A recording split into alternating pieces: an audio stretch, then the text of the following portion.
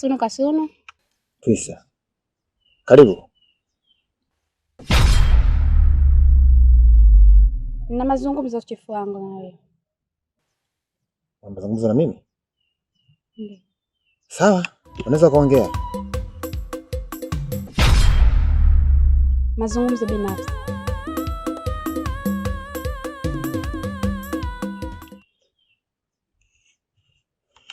Banga. Angu. Pamoja na Kajani. Nipishani kidogo na mazungumzo na binti. Sawa. Sasa tukaendelea.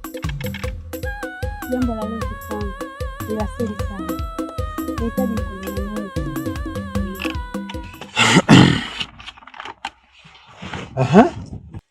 Unaweza ukakaa tu kitu, nisikusumbue. Nikae. Sawa. Sasa tukaendelea.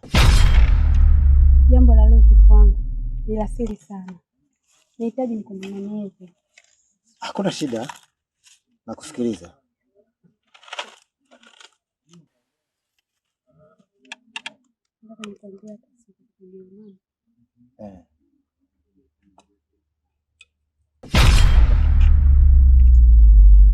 Binti.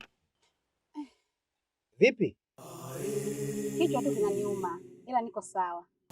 Nilihitaji tu kukuuliza. Unamjuaje Malonga? Malonga?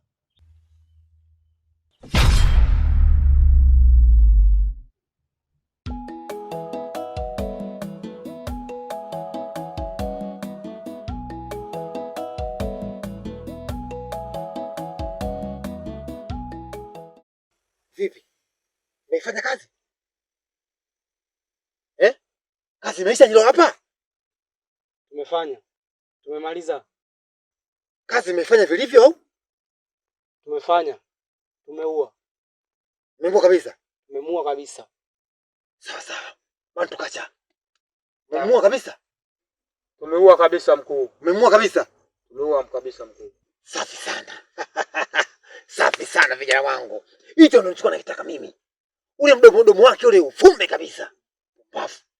Haita ujoli mbele ya chifu. Safi sana. Sasa kwa hili mlolifanya nimefurahi sana. Na waahidi lazima niwape zawadi kwa hii kazi mlolifanya.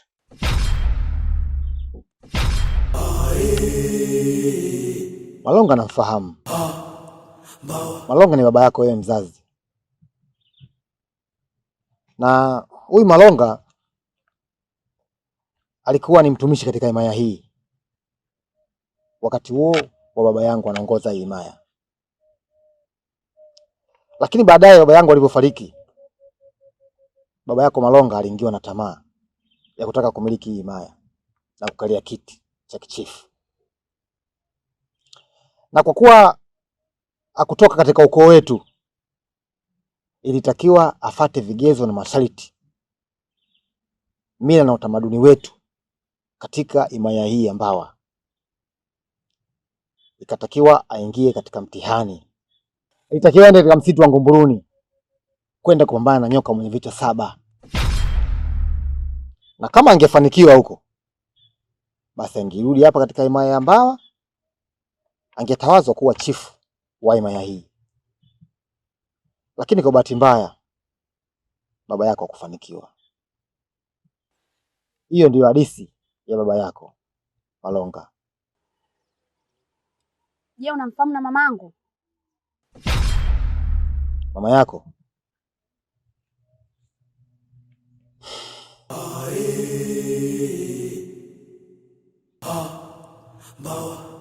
Binti, kwa kuwa umetaka kujua habari za wazazi wako, nitakueleza. Mama yako pia nilikuwa namjua. Mama yako ni Nyalikoko, ndio alikuwa mke wa Malonga. Baada ya baba yako Malonga kushindwa kupambana na nyoka ule mwenye vichwa 7 katika msitu wa Ngumburuni, ilinifikia habari hapa kwa Malonga amefariki. Hivyo nikatuma vijana wangu wapeleke taarifa nyumbani kwake kwa mama yako Nyalikoko. Lakini kama unavyojua, kuna baadhi ya watu hawezi kuzifikisha taarifa kwa usahihi hasa hizi taarifa za misiba. Yaani niseme kifupi, yule mfikisha taarifa alikurupuka, akazitoa taarifa vibaya mama yako kwa mshtuko wa kifo cha mume wake. Hapo hapo na yeye alifariki, na huo ndio ukawa mwisho mama yako Nyalikoko. Pole sana binti yangu. Asante chifu wangu mtukufu, naweza nikaenda. Usijali binti.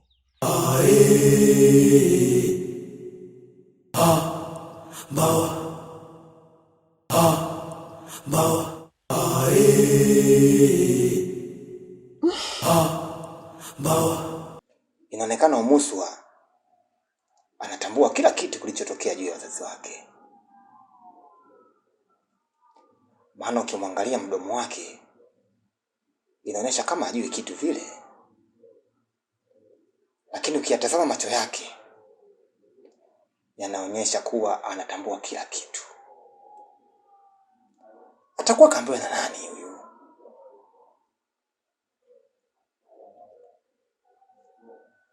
Atakuwa kakutana na Dula Manjela nini alipoenda Bwenkulu?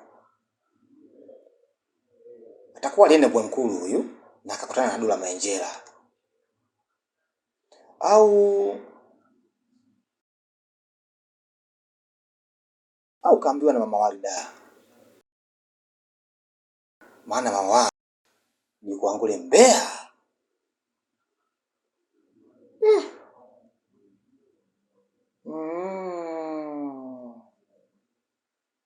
Au inawezekana huyu alikutana na Fai, mume wa Ngenya.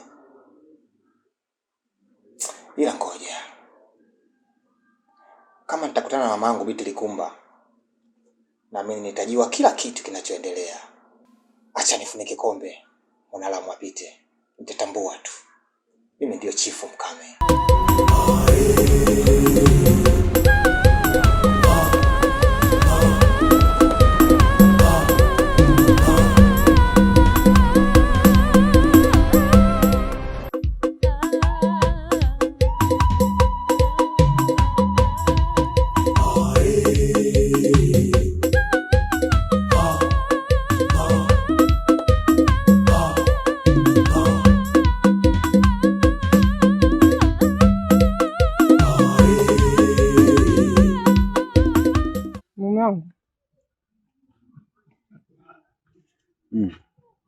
Kuna jambo kidogo nataka kuongea. Sawa. Nadhani unafahamu sisi wanawake huwa tuna siku za hatari na salama pia. Na hili tukio la chifu na kuniingilia bila ridhaa yangu,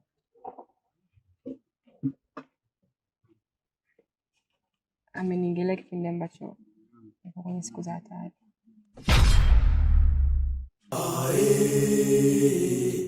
Ina maana tusonge kirudi.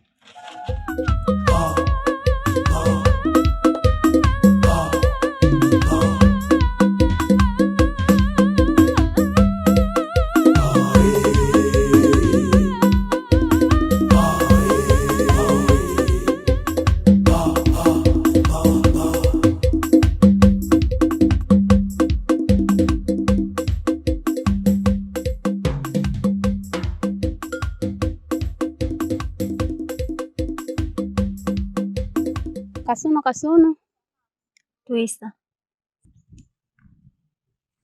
Samahani, naomba kukuuliza. Ila samahani, unaweza ukaniuliza tu.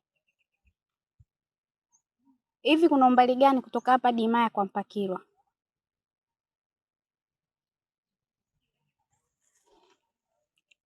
Safari ni ndefu sana. Hadi kufika huko unatakiwa ukaze roho na mwili. Kama utatembea majira ya kiza na mwanga, utatumia siku 21. Ila kama utatembea majira ya mwanga tu, utatumia siku 42.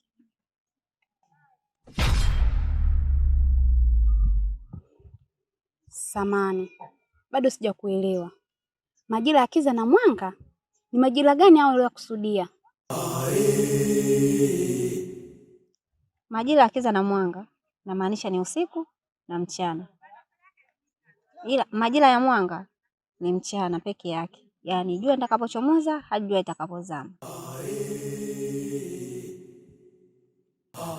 Ila mimi ningependa kukushauri usiende, maana Malonga hataki Mwanaimaa yoyote ajue kama yeye yupo hai.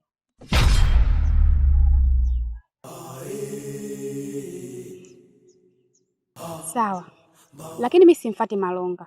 Unawezaje kuniambia hivyo?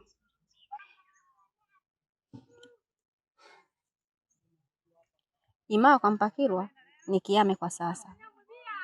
Hakuna Mwanaimaa yoyote ambaye anaishi zaidi ya Malonga peke yake. Mimi sikujua hilo. Kingine nenda kuanzisha makazi binafsi.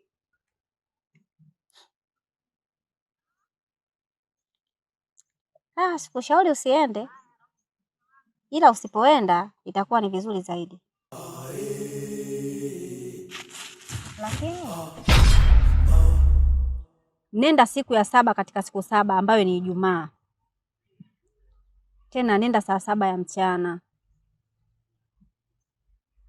Angalizo, utakapoenda usigeuke nyuma. Ukigeuka nyuma utageuka jiwe.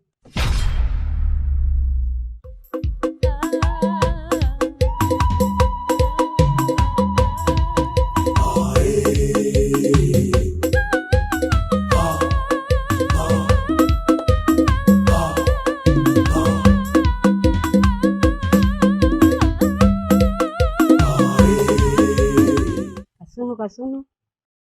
Twisa, karibu. Asante. Naona kesho zoezi lianze. Naona mwaka umebadilika. Sawa. Mpaka sasa ushapata wali wangapi? Nimepata wali 3. Wali 3. Sawa. Nenda kafanya maandalizi yako. Hakikisha mambo yanakwenda kama unavyopanga. Mimi nitamtuma hapa ili kesho wakusanyike, kazi ifanyike. Sawa Nyaubena? Asante chifu wangu.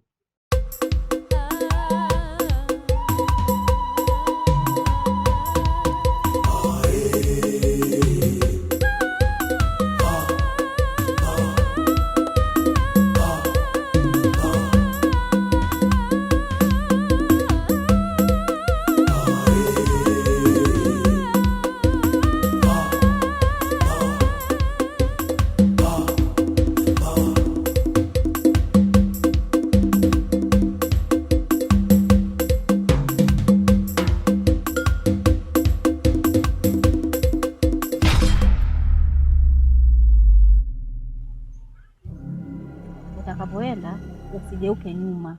Ukigeuka nyuma utageuka jiwe.